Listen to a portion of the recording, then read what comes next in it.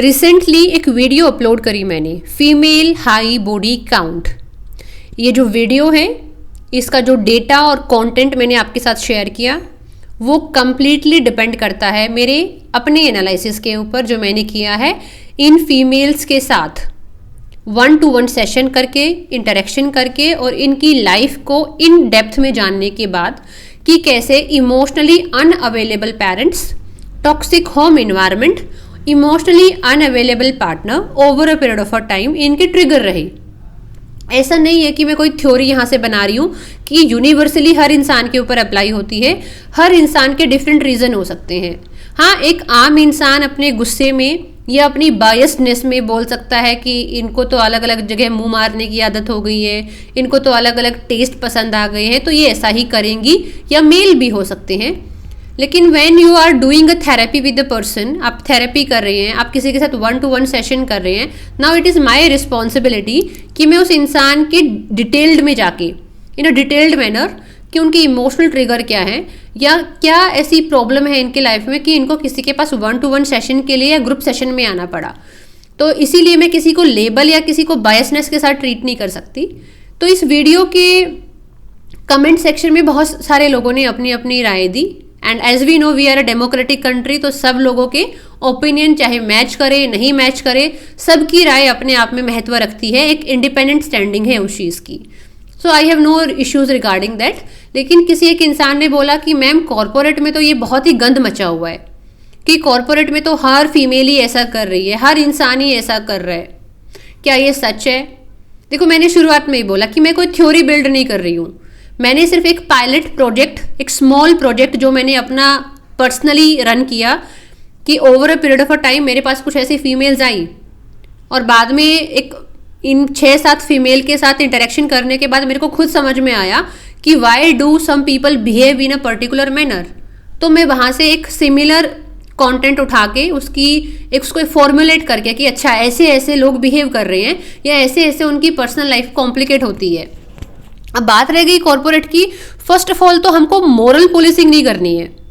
हमको moral policing नहीं करनी है कि अपने घर में बैठ के लोगों को गालियाँ देना, ये गंदे हैं, ये खराब है, ये अच्छे हैं, क्योंकि उससे तो हम कोई भी पर्पस सॉल्व नहीं करें, सिर्फ शायद अपनी लाइफ की पर्सनल भड़ास किसी अलग तरीके से निकाल रहे हैं।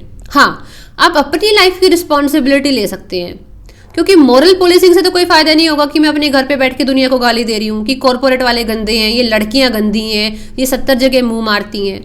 उसमें तो किसी का पर्पस भी सर्व नहीं हो रहा, शायद सिर्फ माहौल को और कियोटिक बना रहे हो आप।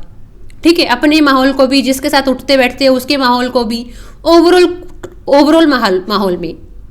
लेकिन हाँ, आप अपनी पर्सनल लाइफ की रिस्पॉन्सिबिलिटी ले सकते हो कि जब आप किसी को डेट कर रहे हो या आप किसी के साथ रिलेशनशिप में जा रहे हो तो आप उस इंसान को जज करो हर पैरामीटर के ऊपर कि इंसान इमोशनली हेल्दी है या नहीं है, या एक इमोशनली हेल्दी इन्वायरमेंट से आता है कि नहीं आता है।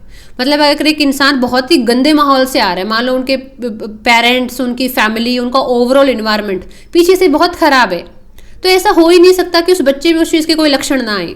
होगा, मतलब हमारे जो बड़े बूढ़े होते थे, बुजुर्ग होते थे, वो बोलते थे अच्छे खानदान में रिश्ता तय करेंगे, अच्छी जगह शादी करेंगे, खानदान ऐसा होना चाहिए। ऐसा नहीं है कि वो लोग बेवकूफ़ थे, उनको भी पता है कि हाँ, आपके बैकग्राउंड का आपके ऊपर असर पड़ता है। तो वैसे ही है, जब आप अपनी पर्सनल लाइफ में कोई बड़ा डिसीजन ले रहे हैं तो मैं ये नहीं कह रही कि आप किसी के खानदान को अमीरी या गरीबी के आधार पर जज करो। हाँ, लेकिन आप देख सकते हो कि ओवरऑल इन लोगों का इमोशनल बॉन्ड बनाने का तरीका क्या है, इनका पैटर्न क्या है, इनका वैल्यू सिस्टम क्या है, या आप जिस लड़की को या जिस लड़के को डेट कर रहे हो उनके ओपिनियन क्या है फिजिकल रिलेशंस को लेकर, इंटीमेसी को लेकर, फ्यूचर को लेकर, या फिर दुनिया में जो बहुत महत्वपूर्ण विषय है उनके बारे में इन लोगों के ओपिनियन क्या है। क्योंकि जब तक आप किसी से बात नहीं करोगे तो आप उसको जान नहीं पाओगे और आप सिर्फ अट्रैक्शन में ही फंसे रहोगे कि हाय तेरे बाल इतने अच्छे, तेरी चाल इतनी अच्छी, तेरे कपड़े इतने बढ़िया। अगर आप बाहर की चीज़ों को देख देख कर ही अट्रैक्ट हो गई तो फिर ये शिकायत तो बंद ही कर देना कि लड़की ऐसी निकली, लड़का वैसा निकला।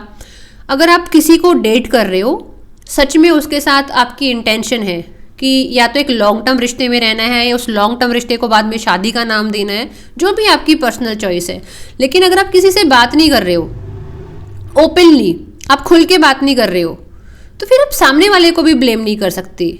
आपके अंदर, आपकी रीढ़ की हड्डी में इतना दम होना चाहिए कि आप शांति से बैठें और सामने वाले इंसान से फुद्दू बनना बंद करें। ऐसे बहुत सारे लोग हैं। फॉर एग्जाम्पल कोई लड़की है, मान लो हम उसको बुरी लड़की का एक टैग दे देते हैं कि लड़की बुरी है, उसको 70 जगह मुंह मारने की आदत है। जैसे आपने बोला, मैंने भी बोल दिया। अब कोई इंसान 70 जगह मुंह मारेगा तो बहानेबाज तो वो होगा ही, क्योंकि वो मिस्टर इंडिया तो है नहीं कि आपके पास भी अवेलेबल ऐसे हो जाए, कहीं और भी ऐसे चुटकी बजाते ही चले जाए।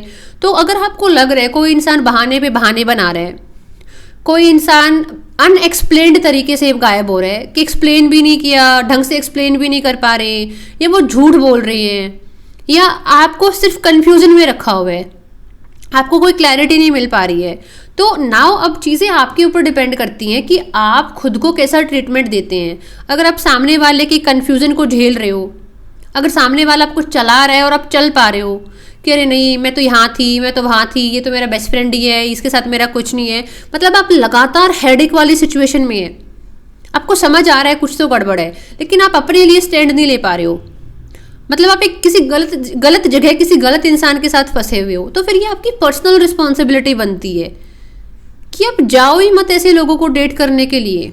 क्योंकि अगर आप ऐसे लोगों को डेट करने के लिए गए तो उनका तो मुझे नहीं पता क्या होगा, लेकिन आपका पीस ऑफ माइंड, आपका जो सेल्फ रिस्पेक्ट है, सेल्फ वर्थ है, जो पहले से ज़्यादा है भी नहीं, अगर आपका सेल्फ रिस्पेक्ट, सेल्फ वर्थ बहुत हाई होता तो शायद आप इस तरह के इंसान को कोई चांस भी नहीं देते, जो शुरू से ही आपको कन्फ्यूज़न दे रहा है, जो शुरू से ही आपको वैल्यू ही नहीं कर पा रहा है। शायद आप ये सोच के बैठे हो कि शायद मेरा प्यार देखने के बाद, जितनी मैं इसको वैल्यू करती हूँ उसको देखने के बाद शायद सामने वाला बदल जाएगा और मेरे से प्यार कर लेगा। मतलब अगर इस पूरी टॉपिक से हम कुछ निकालना चाहते हैं, कुछ वैल्यूएबल इन्फॉर्मेशन हम अपने लिए निकालना चाहते हैं, वो ये है कि जो इस तरह के इंसान हैं, जो जिनको मैं बोलूँगी इमोशनली वुंडेड ही हैं, इनके ट्रोमास क्या है ना, ये देख नहीं पा रहे शायद अपने ट्रोमास को, ये झेल नहीं पा रहे, ये इस्केप मोड में है, ये खुद से भागना चाहते हैं, कभी इस इंसान के साथ, कभी उस इंसान के साथ, कभी उस इंसान के साथ, अकेले नहीं रह सकते, खुद को झेल नहीं सकते, इनको लगातार कुछ ना कुछ चाहिए। तो मैं बोलूँगी कि ये इंसान जैसे कि ड्रग एडिक्ट होते हैं, वैसे ये पीपल एडिक्ट है, अटेंशन एडिक्ट है, ह्यूमन टच एडिक्ट है, कुछ भी बोल सकते हैं जो आप बोलना चाहते हो। लेकिन हाँ, ये तो हमको पता है ये ट्रॉमेटाइज्ड है, नॉर्मल तो नहीं है। नॉर्मल इंसान इमोशनल बॉन्ड बनाता है, नॉर्मल इंसान के जो इमोशंस होंगे वो सामने वाले इंसान के साथ कनेक्ट होंगे, फिर एक डेप्थ में जाके एक रिलेशन बनेगा, वो आपके हाईज और लोज में आपके साथ होंगे, आप उनके साथ होंगे, क्योंकि बॉन्ड ऐसे ही बनते हैं। अप्स एंड लोज तो आते रहते हैं, लड़ाई झगड़ा होता रहता है, प्यार भी होता रहता है, लेकिन एक हेल्दी बॉन्ड ऐसा ही होता है कि जहाँ पर हम एक दूसरे के लिए अवेलेबल हो। लेकिन जहाँ पे सरफेस लेवल पे चीज़ें सिर्फ खेल रही हैं प्लेजर के लिए, वहाँ पे बॉन्ड की ना डेप्थ होती है ना उम्र होती है। तो आप ऐसे ट्रॉमेटाइज लोगों से बच पाओ कि इन लोगों के ट्रॉमा का हिस्सा हमको नहीं बनना है। तो अगर आप अपने आप को बचाना चाहते तो हमको मोरल पुलिसिंग करने की जरूरत ही नहीं है, हमको किसी को टैग लगाने की जरूरत नहीं है कि सारे कॉरपोरेट वाले ऐसे हैं, सरकारी नौकरी वाले ऐसे हैं, प्राइवेट नौकरी वाले ऐसे हैं, रेलवे वाले ऐसे हैं, हवाई जहाज चलाने वाले ऐसे हैं, पशुपालन करने वाले ऐसे हैं। किसी को बहुत परमानेंट टैग देने से पहले, अर्थात मोरल पुलिसिंग करने से पहले कि आप मोरल पुलिसिंग कर रहे हैं कि जी हम समाज को सुधारेंगे, भाई नहीं। एक पूरा मकान बनता है ईंटों से, तो आपको पूरी दीवार की जिम्मेदारी लेने की जरूरत नहीं है। आप एक ईंट की जिम्मेदारी ले लो कि ये ईंट अच्छे से पकी हुई है, सॉलिड है, साफ सुथरी है और ड्यूरेबिलिटी है इस चीज़ की। वैसे ही आप अपनी पर्सनल लाइफ की रिस्पॉन्सिबिलिटी ले लो कि आप कभी भी ऐसे इंसान के साथ अपना समय जाया नहीं करेंगे जो इमोशनली अवेलेबल नहीं है और आपको लगातार कन्फ्यूज़न दे रहा है, आपको लगातार एक धोखे में रखा हुआ है। मतलब आपकी कॉमन सेंस को उस इंसान ने बेवकूफ़ समझा हुआ है।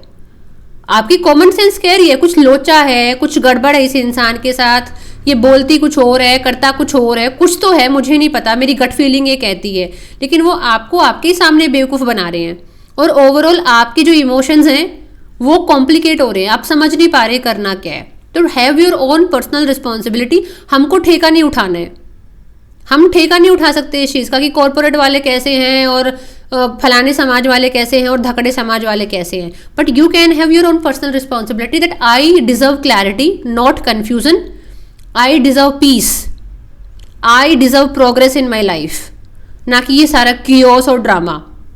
सो दैट्स वाई किसी के कैरेक्टर को एसेसिनेट करने से पहले, किसी के कैरेक्टर की जजमेंट को करने से पहले we must have personal responsibility of our life कि हम किसी रिश्ते को कितने अच्छे से हैंडल कर सकते हैं और बाहर के रिश्ते से ज़्यादा हमारा खुद के साथ कैसा बॉन्ड है। क्योंकि अगर आपका अपने साथ अच्छा बॉन्ड है तो आप अपने साथ कुछ गलत होने भी नहीं देंगे। लेकिन बहुत सारे लोग जो एक ही तरफा आशिक बने घूमते हैं या दूसरों को सिर्फ गालियाँ देते हैं या दूसरों को ख़राब बोलते हैं, उन लोगों का खुद के साथ ही अच्छा बॉन्ड नहीं होता। क्योंकि वो कभी खुद को प्रोटेक्ट करना, खुद को प्रोग्रेस के रास्ते पर लेके जाना, खुद को सेल्फ लव करना, खुद के लिए चूजी होना, मतलब आपको कोई एप्लीकेशन लेटर तो नहीं लिखता है ना कि आप किसी के लिए पागल हो जाओ। किसी ने आपको लेटर तो पोस्ट नहीं किया था कि आप अपनी पढ़ाई छोड़ दो, अपना घर छोड़ दो, अपना काम धंधा छोड़ दो, किसी एक लड़की के लिए पागल हो जाओ। आई थिंक वो तो आपकी पर्सनल विजडम होती है, वो तो आपका अपना पर्सनल जजमेंट होता है कि आपको अपनी लाइफ को कैसे चलाना है। बट आई थिंक ये बॉलीवुड की movies, Ekta Kapoor production, I think पता नहीं ये समाज का शीशा होती है, समाज इनको देखकर सीखता है। दोनों का एक जैसा ही रिश्ता है। अभी एक मूवी आई थी तेरे इश्क में, ठीक है 2 घंटे के एंटरटेनमेंट के लिए ठीक है, लेकिन क्या दिखाया गया उस मूवी में कि जो धनुष है वो कृति सेनन के प्यार में पड़ जाता है, जबकि कृति सेनन शुरू से क्लियर है कि मैं तो सिर्फ काम समझ के कर रही हूँ, मुझे अपना काम निकलवाना है। और वो इंसान एक तरफा प्यार में चला ही जा रहा है और अल्टीमेटली अपनी लाइफ को भी एंड कर लेता है। मतलब इवन समाज के हिसाब से भी मैं कैसे अप्रिशिएट कर सकती हूँ। अगर मैं खुद में समाज होती तो मैं तो नहीं चाहूँगी कि समाज का कोई लड़का जो जवान है, पढ़ा लिखा है, एक अच्छी पोस्ट पर है, वो ऐसे अपनी ज़िंदगी को एंड कर ले। तो कहने का मतलब ये है कि have personal responsibility of your life. आप अपनी लाइफ में प्यार, सम्मान, एक अच्छा जीवन और कुछ अच्छे अनुभव डिजर्व करते हैं। So take your personal responsibility and don't get influence by movies, cinema. और मूवी देखनी ढंग की देखो, फिर ऐसी नहीं कि बस पड़े रहे और आंसू ही बहा रहे हैं। यू डिजर्व गुड यार, we deserve good. Radhe Radhe.